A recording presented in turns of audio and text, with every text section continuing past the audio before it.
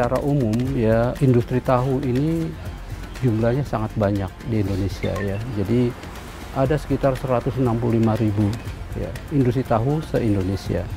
Dan umumnya mereka itu membuang limbahnya itu ke sungai.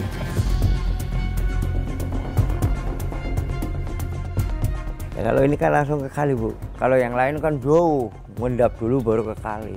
Kalau saya langsung ke kali, cuma berapa pun 20 meter kali.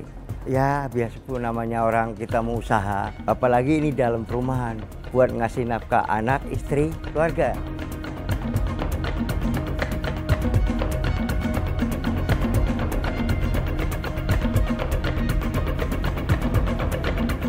Ketika limbah cair tahu ini masuk ke alat, dia akan nantinya berubah menjadi suatu biogas yang bisa menggantikan LPG. Nah, gas inilah yang dipakai nantinya untuk memasak tahu.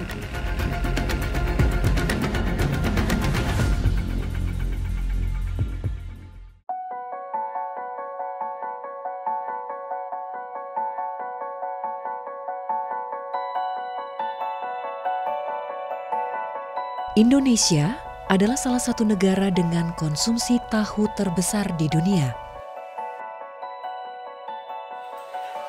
Dengan permintaan yang tinggi, industri tahu telah berkembang pesat.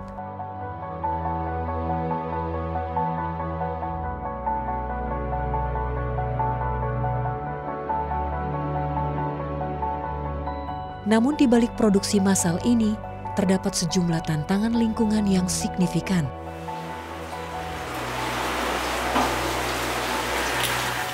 Salah satunya adalah masalah limbah yang dihasilkan oleh industri tahu. Hal ini tidak bisa diabaikan karena berkontribusi terhadap peningkatan emisi lingkungan. Jadi untuk seluruh industri tahu di Indonesia saat ini kapasitas dari industri tahu tersebut produksinya sekitar 3 juta ton bahan baku kedelai yang dibutuhkan per tahun.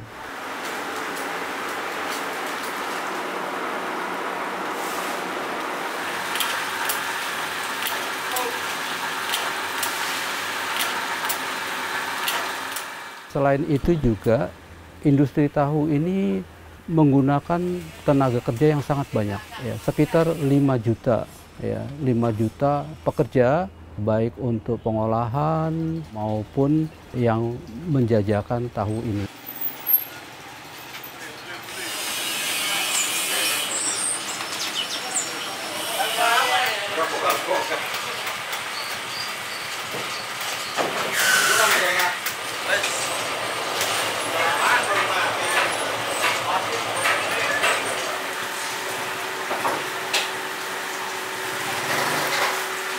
Jadi kalau kita lihat industri tahu pertama itu adalah kotor.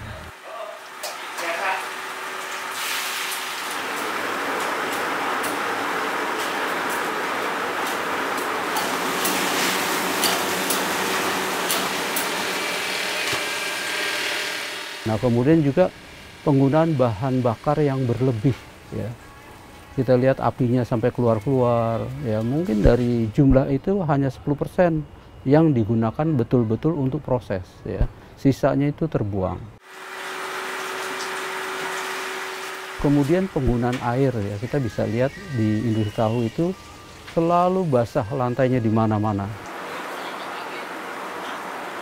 Kemudian juga untuk bahan baku, ya, yang digunakan kita bisa lihat, ya, ceceran ada di mana-mana, serpihan tahu itu sebetulnya produk.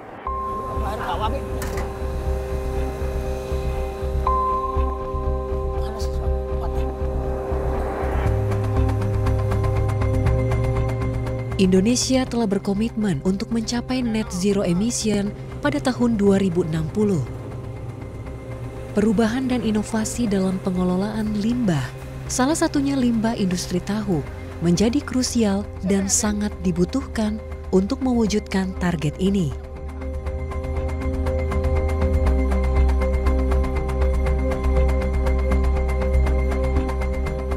Kalau kita hitung, ya, kalau kita hitung jumlah limbah cair industri tahu ini sekitar 2 juta meter kubik. Ya. Nah itu akan mempengaruhi ya emisi terhadap lingkungan.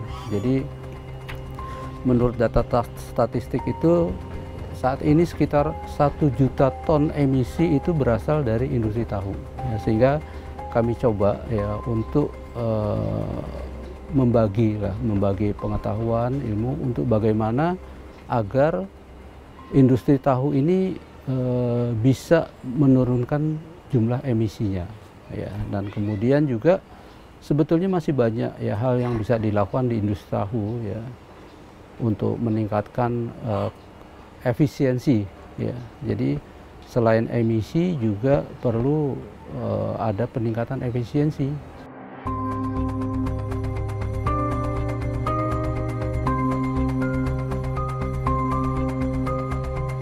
Tapi tantangan terbesar itu adalah dampak sosial ya, efek sosial ya. Untuk masuk ke industri tahu ini tidak mudah ya. Tidak mudah, banyak penolakan-penolakan, diantaranya si industri ini takut terganggu gitu loh usahanya, takut terganggu usahanya, kemudian takut ketahuan bahwa dia itu menghasilkan limbah gitu loh.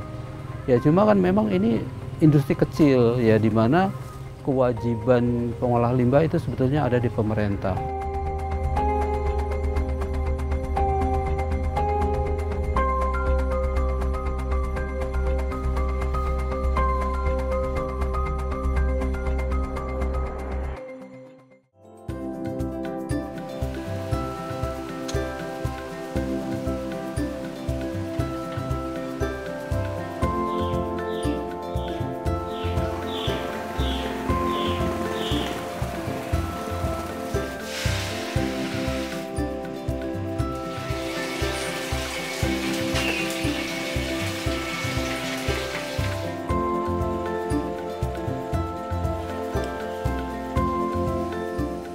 Purwanto atau yang akrab disapa Pak Pur adalah salah seorang pengusaha tahu rumahan di Desa Bojongkulur, Kabupaten Bogor. Setiap harinya, Pak Pur memproduksi kurang lebih 1 kuintal tahu untuk dijual sendiri di malam hari. Sayangnya, Pak Pur belum bisa mengelola limbah cair dari produksi tahunya karena keterbatasan biaya. Nama saya Purwanto, usaha tahu sudah 18 tahun. Dari jam 9 sampai jam 11 malam. Kalau pagi utama kayu Bu, nyalain api, habisnya api mulai produksi giling. Habis giling direbus lagi, terus sudah nyetak sampai sore.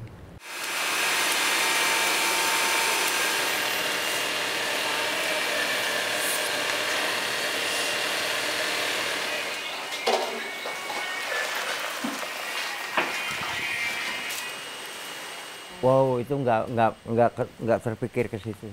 Kita nggak mampu, Bu. Nggak mampu. Ya semua, kalau pabrik-pabrik gede juga kali semua, Bu. Nggak ada yang diendap kayak di sini, nggak ada.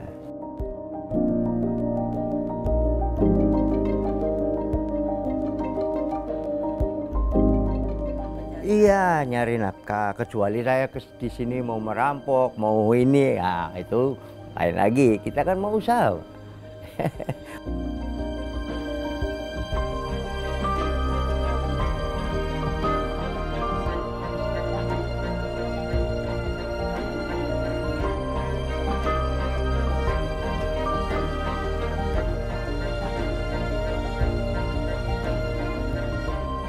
Jadi kalau dalam proses industri tahu itu kan ada proses perendaman, pencucian, kemudian direndam, kemudian nanti kalau ada yang dikupas kulitnya itu bisa, kemudian nanti ada perebusan. Selama ini kan setelah direbus dibuang.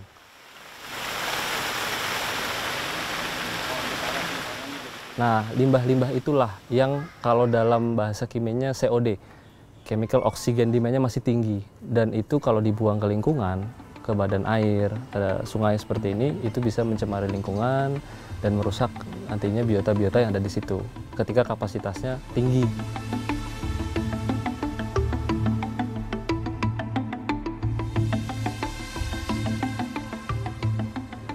Nah ini untuk industri tahu, COD-nya itu kira-kira sekitar 5.000 sampai dengan 7.000 ppm. Nah itu sudah cukup merusak karena batasan lingkungannya sepemahaman saya sekitar 200 sampai dengan 300 ppm saja.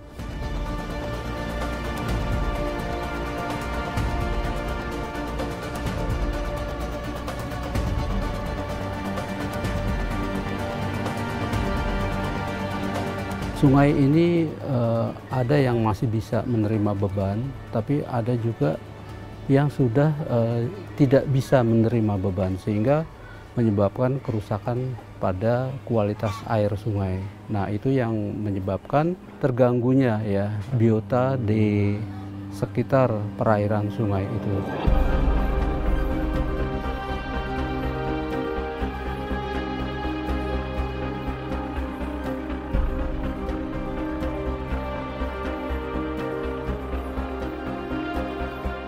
Salah satu inisiatif untuk berkontribusi mendukung komitmen Indonesia Net Zero Emission datang dari program Desa Energi Berdikari Sobat Bumi dari Pertamina Foundation.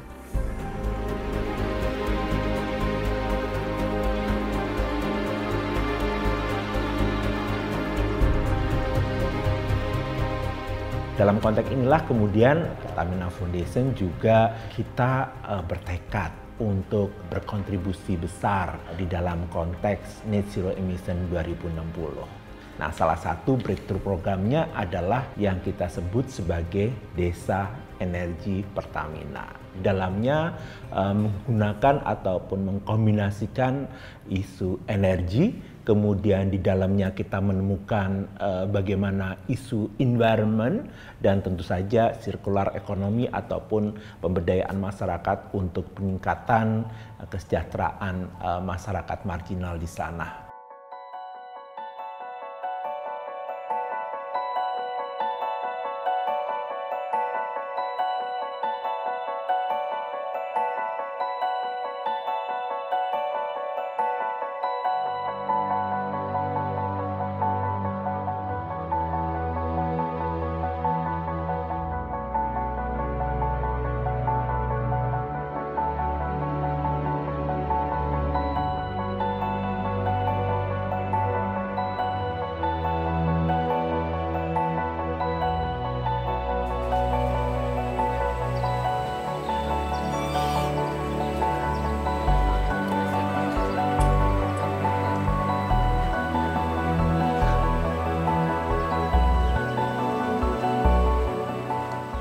Ini ketika kemudian saya berpikir waktu itu setahun yang lalu kita melihat adanya peluang yang sangat besar untuk bagaimana kita bisa mengkombinasikan potensi mahasiswa hebat penerima beasiswa Pertamina untuk kita bisa linkkan dengan Desa Energi Berdikari.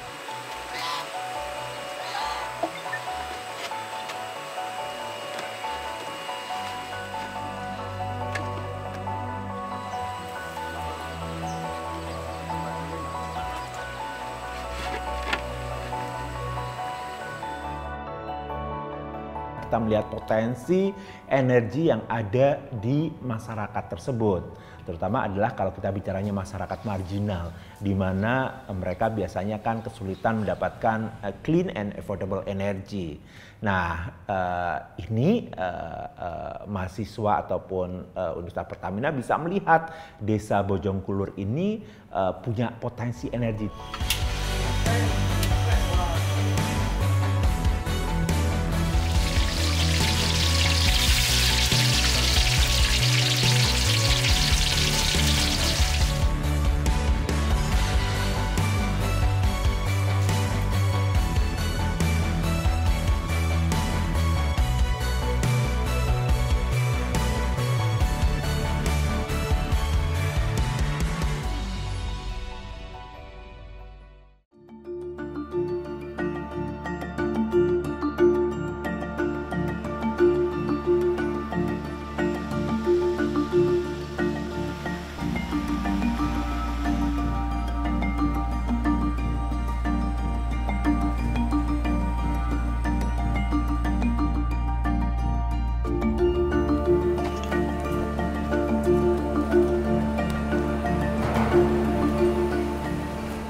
Berbekal keresahan masyarakat Desa Bojongkulur, mahasiswa Universitas Pertamina mencoba menghadirkan solusi inovatif dalam melakukan pengelolaan limbah cair produksi tahu.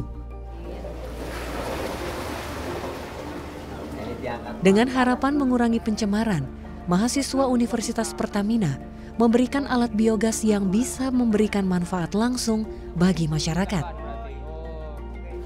Ini pembuangan airnya yang buat ke biogas, tinggal buang aja ke sini, ada salurannya. Dalam prosesnya, para mahasiswa Universitas Pertamina Foundation juga berkolaborasi dengan Bio Futurindo untuk mengembangkan potensi energi yang ada. Sendiri, Bu, ada kendala nggak, Bu, selama beberapa bulan ini gitu?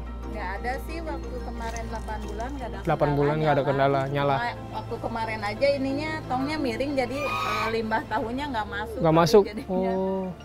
nggak naik-naik. Nggak naik, Bu. Tapi udah sih. Nah, kami sebelumnya mendapatkan cerita dari masyarakat setempat bahwasannya ketika air itu meluap ataupun air itu banjir, masyarakat sangat resah karena ketika air meluap itu baunya itu sampai kepada ke komplek ataupun perumahan ini gitu. Jadi dari situ juga kami mengambil suatu tindakan di mana mungkin kami bisa untuk mengurangi hal tersebut gitu. Nah, kira-kira teman-teman yang bisa tahan nafas paling lama siapa? Siapa? Ayo, tahan nafas paling lama. Pertama kami membuat sebuah kampanye di mana agar sungai ini terhindar dari masalah lah gitu. Kami mensosialisasikan kepada masyarakat. Pertama itu kami mensosialisasikannya kepada anak SD yang ada di SD dekat Desa Bojongkulur ini. Nah, yang kedua baru kami sosialisasi kepada masyarakat.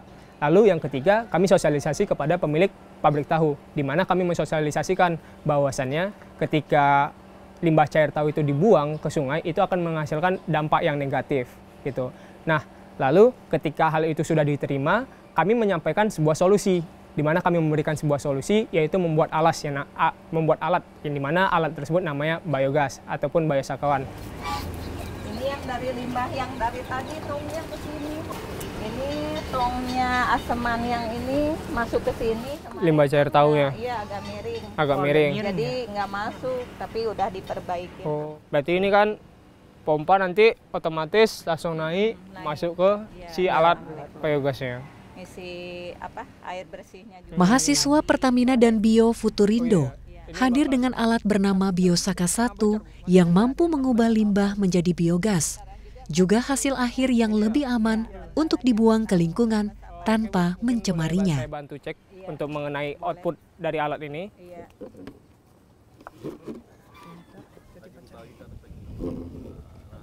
Oh, ini bisa dibilang udah tergolong bagus, Bu.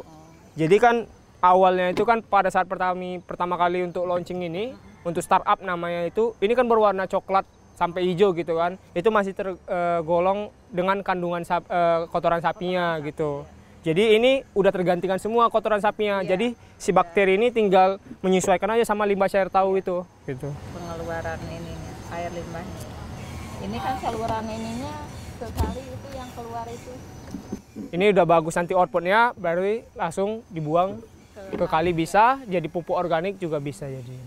Kalau teknisnya sendiri sih, ketika si pemilik pabrik tahu ini memproduksi tahu, otomatis kan dia membuang limbah cair tahunya. Kami di sini menyediakan suatu alat gitu. Teknisnya ketika si limbah cair tahu ini masuk ke alat, limbah cair itu diubah menjadi biogas, mendapatkan keuntungan bagi mereka gitu. Dan juga kepada rumah lain lah ataupun masyarakat lain.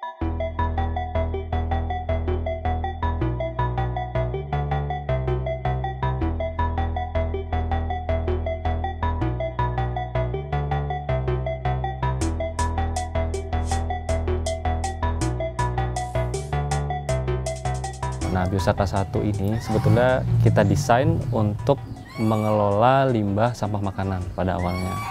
Kemudian yang ada di Desa Bojongkulur ini kapasitasnya 3 meter kubik dengan ada juga inovasi panel surya untuk pemanas dari reaktornya, sehingga kita harapkan proses di dalam reaktor itu bisa lebih optimal dan menghasilkan gas yang bisa lebih banyak.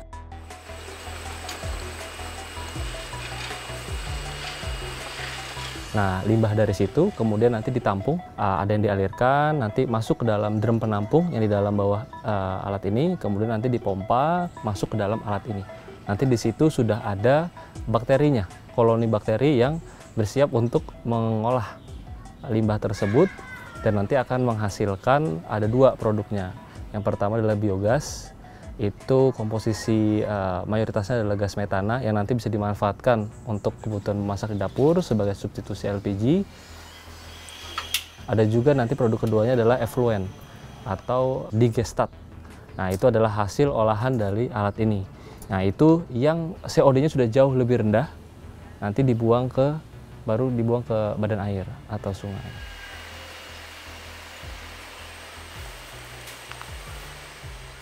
Sebetulnya air itu kandungannya belum 200-300, jadi masih lebih tinggi sedikit daripada COD. Tapi sudah tidak berbau, tidak seperti limbah yang masuk ya, itu sudah tidak berbau.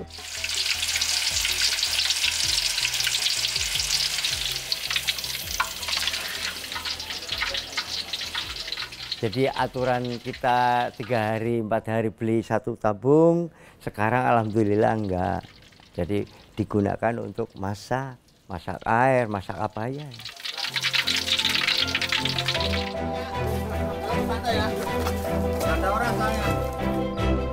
Ada di belakang pabrik tahu ini daerah lahan, di mana daerah lahan langsung berhubungan dengan sungai. Jadi ada kayak dinding sungai, di atasnya itu lahan, disitulah kami nanam sekitar 750. Untuk yang pertama, bisa dibilang untuk menanam pohon itu agar tanah yang di sini ini itu tidak terjadinya longsor. Yang kedua, ketika air ini naik, otomatis kan ketika pohon besar gitu, air kan diserap sama akar pohonnya. Jadi ketika banjir itu air nggak meluap sampai ke atas sini gitu.